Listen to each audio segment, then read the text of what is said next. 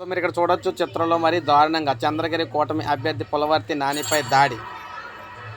ఏపీలో సార్వత్రిక ఎన్నికల పోలింగ్ ముగిసిన తర్వాత కూడా వైకాపా దాడులు కొనసాగుతూ ఉన్నాయి. ఈరోజు మధ్యాహ్నం చంద్రగిరి నియోజకవర్గం కూటమి అభ్యర్థి పులవర్తి నానిపై వైకాపా శ్రేణులు దాడికి పాల్పడ్డాయి. తిరుపతిలోని పద్మావతి మహిళా వర్సిటీలో స్ట్రాంగ్ రూమ్ పరిశీలనకు వెళ్లి తిరిగి వస్తూ ఉండగా నానిపై దాడికి పాల్పడ్డారు.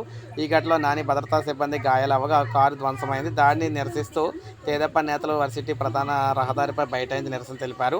150 మందికి పైగా రాడ్లు, కత్తులతో దాడి చేశారని తెదేపా నేతలైతే ఆరోపించారు.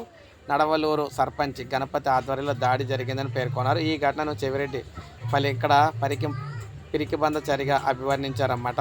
ఓటమి భయంతోనే దాడులకు దిగారని ధ్వజమెత్తారు. చెవిరెడ్డికి వ్యతిరేకంగా నినాదాలు చేశారు. దాడికి పాల్పడిన వైకాపా మూకలను అరెస్ట్ చేసే వరకు ఆందోళన విరమించేది లేదని స్పష్టం చేశారు. దాడి సమాచారం తెలుసుకున్న తెదేపా కార్యకర్తలు మహిళా వర్సిటీ ప్రాంగణానికి చేరుకున్నారు.